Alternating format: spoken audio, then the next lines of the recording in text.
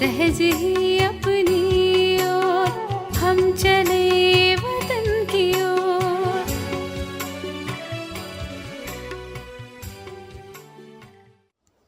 ஓம் சாந்தி. 31/1/1977 அவ்யக்த பாப்தாதா மதுபன். வாணியின் தலைப்பு: பக்தர்களுக்கு அனைத்து பிராப்திகளை சேவிப்பதற்கான ஆதாரம் ஆசை என்றால் என்னவென்று அறியாத நிலை. தன்னை மிக உயர்ந்த அதிகாரம் உள்ளவர் என்று நினைக்கிறீர்களா? தன்னுடைய தூய்மையின் பர்சனாலிட்டியை தெரிந்துள்ளீர்களா? தன்னுடைய அழியாத செல்வத்தை தந்தை மூலமாக பிராப்தி செய்து நிரம்பியவராக அனுபவம் செய்கிறீர்களா? இந்த பழைய உலகத்தில் அற்ப காலத்தின் எல்லைக்குட்பட்ட படிப்பு மற்றும் எல்லைக்குட்பட்ட பதவியை அதிகாரம் என்று நினைக்கிறார்கள். அவர்களின் எதிரில் உங்கள் அனைவரின் அனைத்து சக்திகள் நிறைந்த அதிகாரம் எல்லைக்கப்பாற்பட்டது மற்றும் அழியாதது. அந்த மாதிரி அதிகாரத்தில் எப்பொழுதும் இருந்து கொண்டே ஒவ்வொரு காரியத்தையும் செய்கிறீர்களா? பாப்தாதா ஒவ்வொரு குழந்தையையும் எல்லைக்கப்பாற்பட்ட அதிபதியாக ஆக்குகிறார். எல்லைக்கப்பாற்பட்ட அதிபதி நிலையில் எல்லைக்கப்பாற்பட்ட குஷி இருக்கிறது. தன்னுடைய குஷியின் பொக்கிஷத்தை தெரிந்திருக்கிறீர்கள்தான் இல்லையா?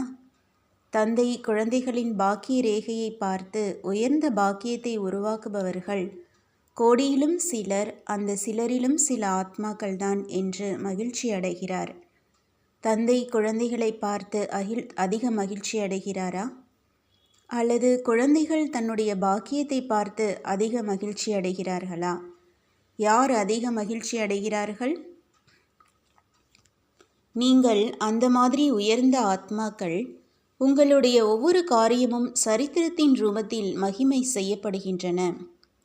இன்று வரையிலும் சரித்திரத்தின் பூஜை நடந்து கொண்டிருக்கிறது.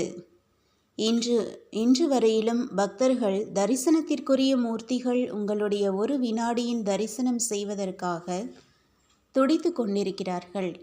அந்த மாதிரி பக்தர்களின் துடிப்பை அனுபவம் செய்கிறீர்களா?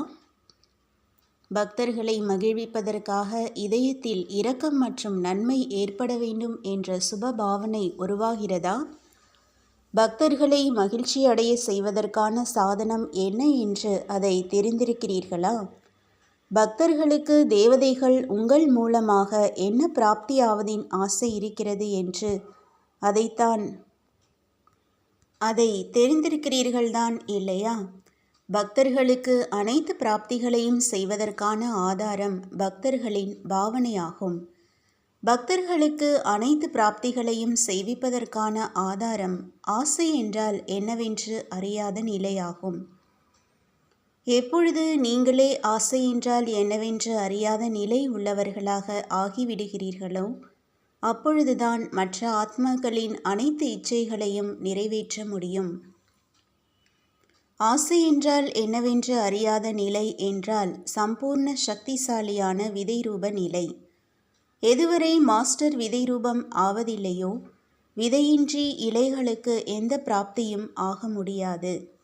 அநேக பக்த ஆத்மாக்கள் என்ற இலைகள் காய்ந்து விட்டனவோ வாடிப்போய் விட்டனவோ அவர்களுக்கு மீண்டும் தன்னுடைய விதைரூப நிலை மூலமாக சக்திகளின் தானம் கொடுங்கள். எப்படி ஜட சிலைகளின் தரிசனத்திற்காக பக்தர்களின் வரிசை உருவாகிவிடுகிறது, அதேபோல் உங்களுக்கு சைத்தன்யத்திலும் தன்னுடைய பக்தர்களின் வரிசை அனுபவம் ஆகின்றதா? இதுவரையிலும் கூட பக்தர்களின் கூக்குரலின் பாடலை கேட்பது பிடித்திருக்கிறதா என்ன?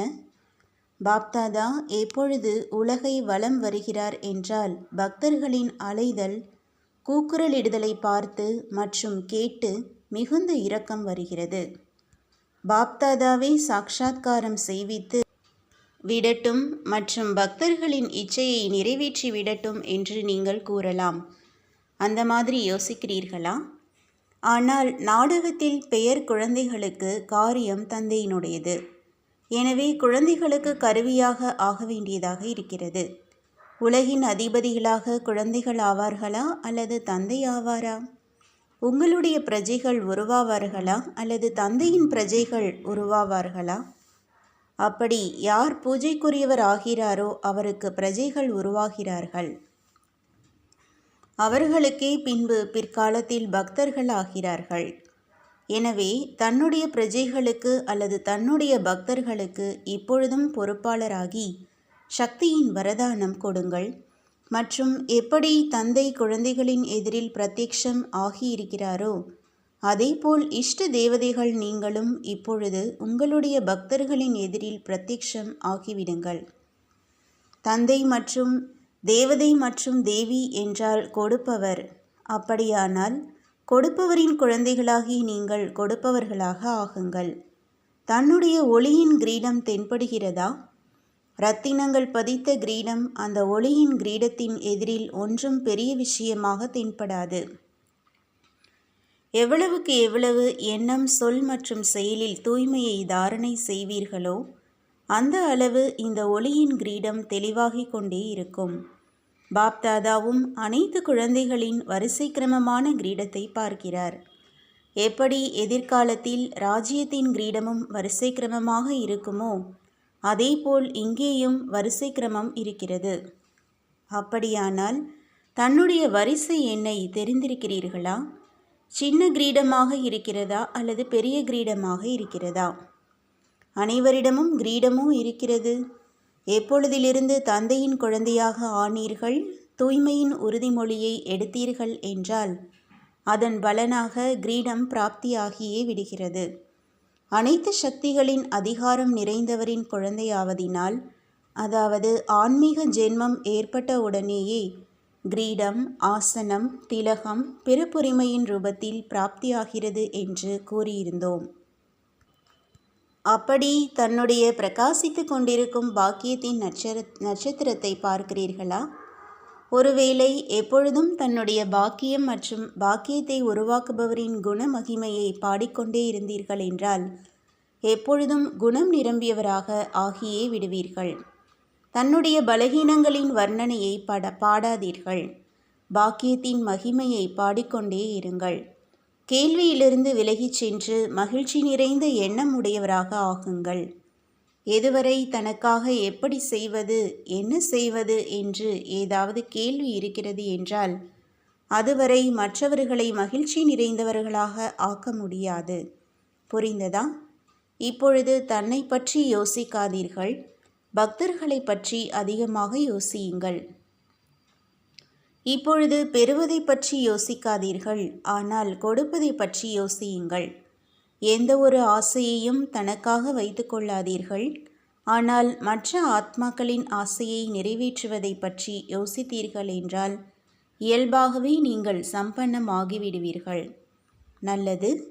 அந்த மாதிரி சாக்ஷாத் தந்தைக்கு சமமாக எப்பொழுதும் சாக்ஷாத்கார மூர்த்தியாக இருப்பவர்களுக்கு அனைத்து ஆத்மாக்களின் விருப்பங்களை நிறைவேற்றக்கூடிய, எப்பொழுதும் மிக உயர்ந்த அதிகாரத்தின் நிலையில் நிலைத்திருந்து தூய்மையின் பர்சனாலிட்டியில் இருக்கக்கூடிய, எப்பொழுதும் தன்னுடைய பாக்கியத்தை மகிமை செய்யக்கூடிய, வள்ளலுக்கு சமமாக எப்பொழுதும் கொடுக்கக்கூடிய பெரும் வள்ளலான குழந்தைகளுக்கு அனைத்து வரதானங்களினால் நிரம்பிய வரதானி, அந்த மாதிரி மகான் ஆத்மாக்களுக்கு பாப் தாதாவின் அன்பு நினைவுகள் மற்றும் நமஸ்காரம். வரதானம். அமைதியின்மை மற்றும் குழப்பங்களின் நடுவில் அமைதி குண்டத்தின் அனுபவம் செய்விக்கக்கூடிய அமைதி சொரூபமானவர் ஆகுங்கள். ஏதாவது இடத்தில் குழப்பம் இருக்கிறது என்றால் அந்த சண்டையின் நேரத்தில் அமைதியின் சக்தியின் அதிசயத்தை காண்பியுங்கள். இங்கேயோ அமைதியின் குண்டம் இருக்கிறது என்று அனைவரின் புத்தியில் வரட்டும். அமைதியின் குண்டமாகி அமைதியின் சக்தியை பரப்புங்கள். அமைதி சொரூபமாகி அமைதி குண்டத்தின் அனுபவத்தை செய்வீங்கள். அந்த நேரம் வாய்மொழியின் சேவை செய்ய முடியாது. ஆனால் மனசக்தி மூலமாக அமைதி குண்டத்தின் பிரத்யக்ஷம் செய்ய முடியும். இங்கிருந்து அமைதி கிடைக்கும் என்று அனைவருக்கும் வைப்ரேஷன் வர வேண்டும். எனவே அந்த மாதிரி வாயுமண்டலத்தை உருவாக்குங்கள். ஸ்லோகன்: தன்னுடைய மற்றும் அனைவரின் கவலைகளை அகற்றுவதுதான் நற்சிந்தனையாளர் ஆவதாகும். ஓம் சாந்தி. तुम बच्चों को तो सर्विस करनी है, जो बाबा कहते हैं सबको ये बताओ कि देखो तुम्हारा एम एंड ऑब्जेक्ट ये है, एक गीता है बढ़िया, ये राजयोग है ना बच्चे। कैसे है राजयोग? बिल्कुल सहज है कि बाप को याद करो तो ये वैसा मिलेगा तुमको। ओम शांति।